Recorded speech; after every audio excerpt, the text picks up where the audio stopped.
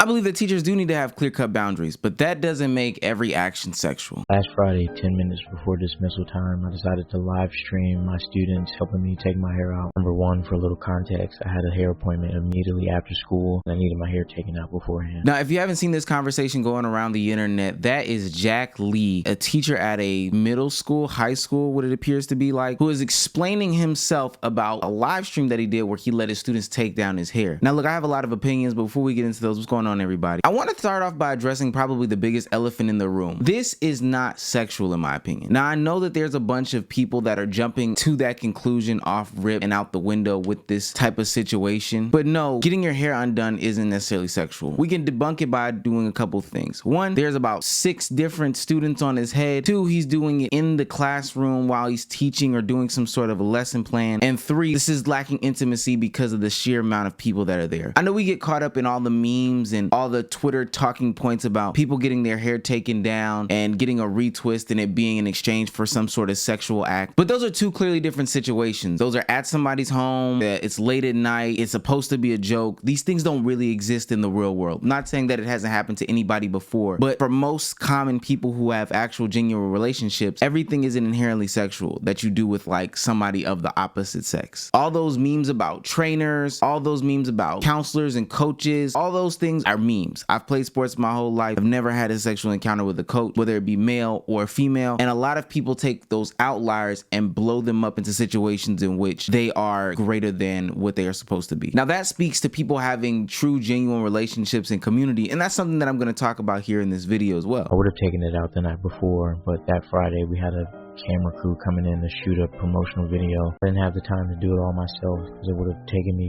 forever. So naturally I asked about 4 or 5 of my over 100 best friends to assist me in taking my hair out, and they all agreed. Since it was Friday and all of my students did an excellent job on their STEM field projects and presentations, I told them if we get one solid presentation in this class, I'll end class a little early and they can have fun and play basketball, and during that time my team would help me take my hair out. I would all of them a pass at the beginning of the class period, requesting their assistance 10 minutes before dismissal. I told the teachers only send them if all of their work was completed and they had good behavior. Now, while I do think that this isn't sexual, there is a level of inappropriateness to this. And now I want to be very clear. I want to shoot this guy some sort of bail because it is very important for kids to identify very important people in their lives. They don't always turn to their parents or to their family members. And while that may seem idealistic for a lot of people to say, hey, my kid can come to me, they can confide in me, that just isn't the case. And it should be a special thing when a child can identify who those people are in their lives. Some of these students have been with me since I was a substitute 4 years ago. They see me as a big brother or father figure, as some of them say. And in case you're wondering about their parents, most of them follow me on social media and always talk about my videos with their kids. And all that would be fine and dandy if you didn't hold the title of teacher. I think there's a time and a place for you to do all the things that you're saying. And again, it's great that they see you as that, but you should be able to set clear boundaries and guidelines to say, hey, young girls, can you do these things with maybe some other adult supervision, or maybe just not in the classroom aesthetic. Another part of the problem is, why do we have to post everything? There have been internet videos running around this entire week where people are just posting these things, similar content to his, where women teachers are getting their hair taken down, or there's that young boy and that older man who is in some sort of fraternity doing some strolls in his classroom. If you were creating a true, genuine connection, the entire internet doesn't need to see you do it. We believe you, gang. You are doing what you can to support the youth. Plus, everything shouldn't be shared for those that don't know the extent of your relationship, because now you have a bunch of people breathing down your throat that otherwise would have not been smarter or wiser to this situation, that don't understand that that's the type of relationship that you have. And now you leave it totally interpretable. 2 of the biggest missteps from this guy right here is the fact that he is having not only his job and everything displayed everywhere, but 2, he is now having to explain himself. When you're explaining yourself, you are on the defense, which means that you already understand that this can be taken out of context and that this can be seen in some certain light. And we've seen in many situations in recent times where people have gone what I think can be too far, but sometimes it is just where they take these clips, take these internet moments, because you have your job posted any and everywhere, they take those and they start reporting you to the school. And while you would believe or hope to believe that the school is backing you, they're on your side, they're behind you, hell, even the parents are backing you, when you have a mass amount of people reporting you saying something is going on, then that doesn't help your case, especially when these kids and I looked this up, have the grade level, reading proficiency level that you have in your classroom. It's really just not a good look. And to be honest with you, even his further explanations don't help his case. You're letting your daughters play in a grown man's head. God forbid I had kids, but if I had a daughter with a teacher like myself, with a good heart,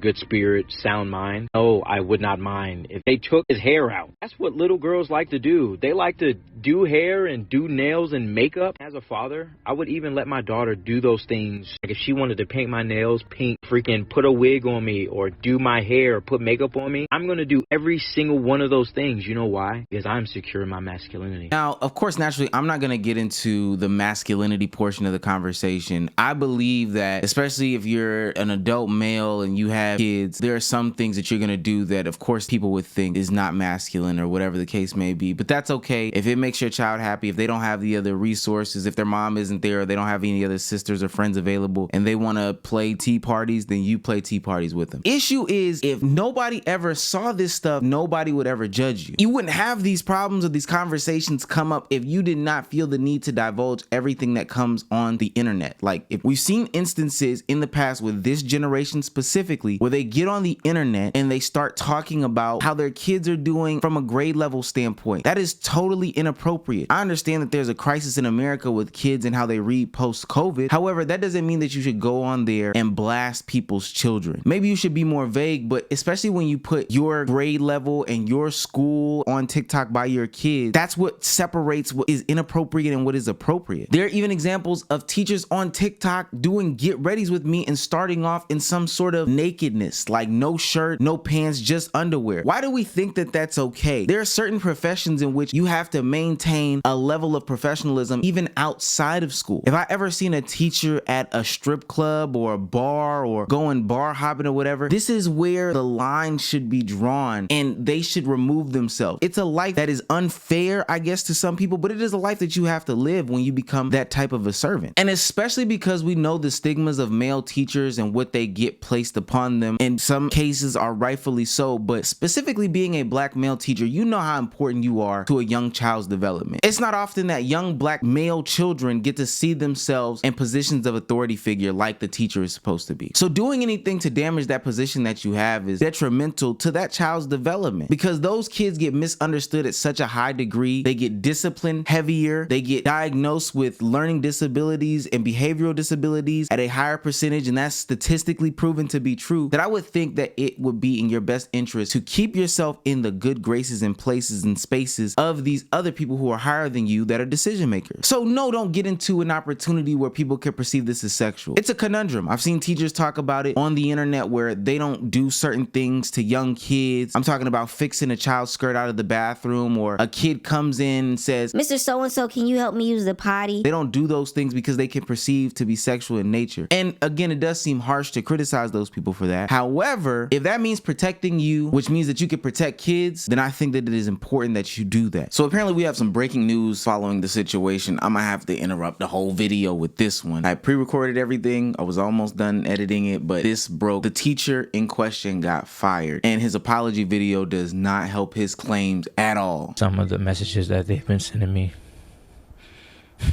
Hey bestie, I really hope that you see this message. How are you? I hope that you're okay. Our class misses you so much, and we really want you to know that we love you and we miss you so much and can't wait for you to come back.